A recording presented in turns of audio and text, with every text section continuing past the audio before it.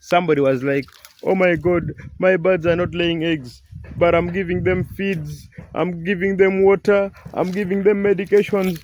What could be the problem? If you are actually keeping birds, or if you wish to keep birds one day, one time, and you actually come across a problem whereby your birds don't give you eggs, here is the solution. So number one is the breed of the birds that we bring into our poultry farms. Let me give an example. Let me say, okay, let me try to look for an example. Let's say that you all know goats. There are goats of different types, different breeds. So there are certain goats which actually give birth to only one kid. You all know that. And then there are other goats which give birth to 2 kids, and then others to 3 kids. Others can also reach to 4 kids. But all these are goats. Yeah, they are all goats. So the moment you want to bring poultry birds on your poultry farm, you must do enough research on the breed of the birds that you want to bring into your poultry farm. Just like the goats that I've told you, you can actually go to the market and then say that you want layer birds. The same applied to the goats. We also have layer birds which can, if they were goats, they can actually produce only 1 kid. We also have layer birds which, if they were the goats, they can actually produce 2 kids. We also have the layer birds which, if they were the goats, they can produce 3 kids or 4 kids. So it depends on how you do the research and on how much you will spend on buying this kind of chicken. So first of all is the breed of the birds that we bring into a poultry farm. You can actually go in the market, because there is a lot of companies selling day-old chicks. So in most cases the prices are also different, totally different. So you can go to somebody and then you can ask the price of something. In most cases we are talking about the chicken. The person can tell you that 1 layer chick, a day-old chick, is at $2, and then somebody can tell you that a layer chick is at $0.5, and then you will be like, I think $0.5 is good for me, I can go with it. And then you can go and get the bird, bring it to your poultry farm. But when it comes to the laying of the eggs, you will not get the eggs, my brother. You will never get the required eggs which you are supposed to get, because first of all, you have now forgotten that you actually got it in a low price, and then second, you are now you don't understand about the bird or the breed of the bird you have brought. So what I'm trying to say is that the moment we want to actually bring birds into our poultry farm, the breed also matters a lot. We must do enough research. Let's try not to look at the price of the day-old chick when we want to bring it into our poultry farm, but rather we should look at the quality, the quality of the bird that we want to bring into our poultry farm. That way, when it comes to laying of eggs, we can get the required eggs that we are supposed to be getting from this kind of bird. But the moment we get a poor breed, then definitely the eggs that we will be getting from this poor quality bird will also be poor. You know what I'm trying to say? So make sure that you be very, very keen in terms of choosing the breed of the birds that you want to get, if you want your birds to give you enough eggs. And then number 2 is the poultry feeds. Yeah, I think this is one thing that I've talked in most of my videos. Poultry feeds. These birds are very sensitive, especially layers and then the broilers. They are very sensitive when it comes to poultry feeds. Let me say that you give them good feeds like for a month, and then you try to give them rotten maize for like 2-3 days. The birds will react immediately by the performance of the eggs that they will be giving to you. Immediately.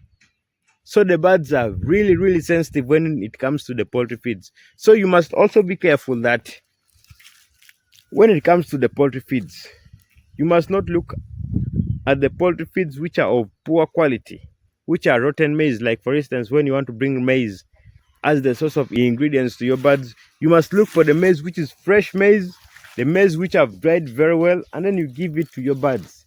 You know, many poultry farmers, with the intention of cutting the cost of production in the feed side, they tend to go and look for feeds or the ingredients of poor quality, of low prices as well, not knowing that it will bring a big repercussions on these birds when it comes to their production.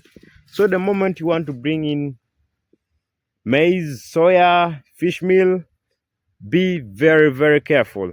At some point, because we do have a lot of source of proteins, you know, we have very many feeds in the market which are ready-made feeds when it comes to the source of protein, and then other micro ingredients. We will also need to mix the broken maize, maize brine, and then the lime. That way you have actually made your feeds complete. And when you try to look at these people, they will find that when you try to buy these things, they will be very, very expensive, you know. So they will tend to go for the fish meal instead of buying the one which is ready-made with all the ingredients in it, not knowing that the source of the fish meal is actually very, very poor. Very, very poor. Fish meal is actually gotten from the lakes, and then when it is gotten from the lakes, it is dried up in the sun. Very many things can encounter this fish meal when it is drying.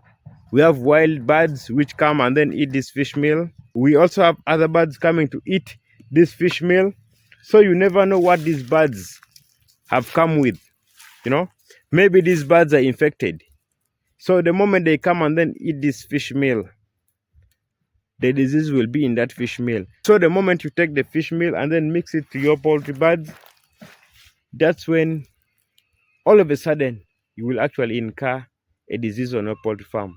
And you will be like, where the hell did I get this disease from? And yet I actually got the maize from a good source, the fish meal from a good source, everything from the good source, not knowing that the birds that came to actually eat that fish meal were infected birds, you know.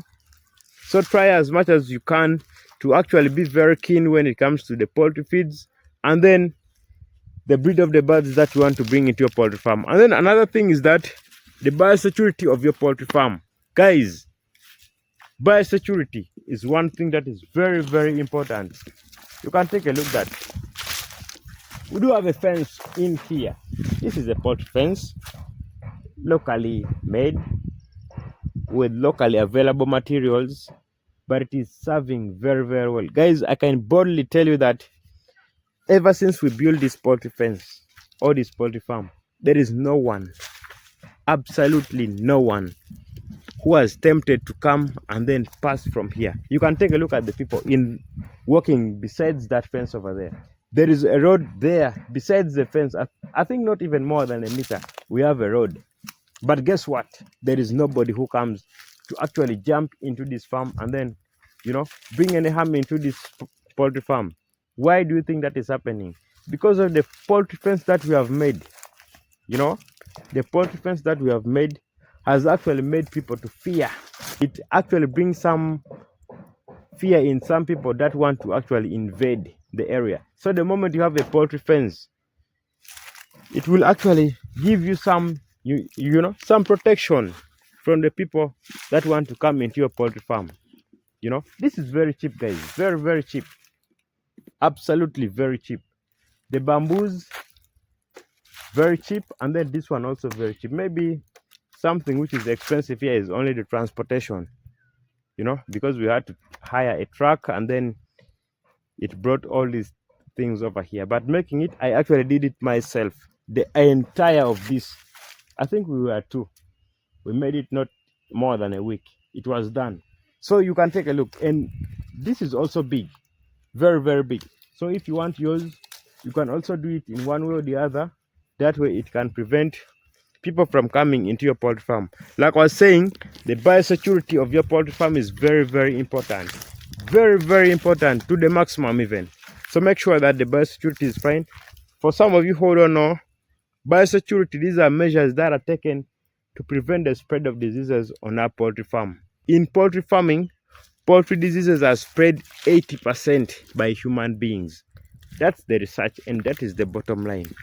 Like it or not, 80% by human beings. So the moment you try to allow very many people to come into your poultry farm, you are actually breeding diseases to your birds. You know, this is not a demonstration farm whereby anybody can come in and out anytime they wish to. You must be very strict. Remember, you have put a lot of money in here. You know, your birds are in, so you don't want anybody. This is like a business, you know. And what I need to tell you is that most poultry farms fail because most of these people see these things not as business. You know, you take them as for granted. The moment you actually do all of this, to some people this might be very, very small, and to some people it might be very big. So the moment you put all of this, you know, they may think that it is not a business. They may take it for granted, and then by the time you know, it is collapsing. So anything that you do, you must put it 100% with full force. You know, have all things in place, take it as a business, and then the results also will be very good to look at. That's another thing. So make sure that you have a poultry fence. That's with the biosecurity. You have a food dip on every door that is leading in the poultry house. A food dip is there also with the disinfectant. You must have the disinfectant. You must have the gumboots. You must have the overalls. You must have a bathroom. This is just because we are doing local birds. But if we have actually advanced to the broilers or the layers, guys, you will see. Just stay on the channel. And most especially, the vets that do come into our poultry farm. Because at some point we can be like, these vets are experts, you know. These vets are people who know more. These vets are people who want to help us, you know, grow. Not knowing that these vets are the same people that move to different farms every day. These vets are the people that can carry diseases from one poultry farm to another. So the moment a vet wants to come into your poultry farm, make sure that they also follow the biosecurity measures on your farm. You know, I've talked this, I think, more than 3-4 times. Make sure that they follow the biosecurities on your poultry farm. If it takes them to take a bath before entering and then check on the birds, let them do it. You actually never know where this vet has come from. You never know whether the birds where this vet has come from is being infected or not. And these vets are also very, very clever. They work with their gumboots. They come here. Let me say they come here. They enter in here, and then I actually have a disease. They go out because I respect them. They're experts. And then they go to your poultry farm. You also respect them because they're experts. They enter into your poultry farms. And then the disease which they have got from here, they transfer it to your poultry farm. All of a sudden, your birds get sick, not knowing where the disease came from because the vet has been coming in and out, checking in the birds. So make sure that you be very, very keen.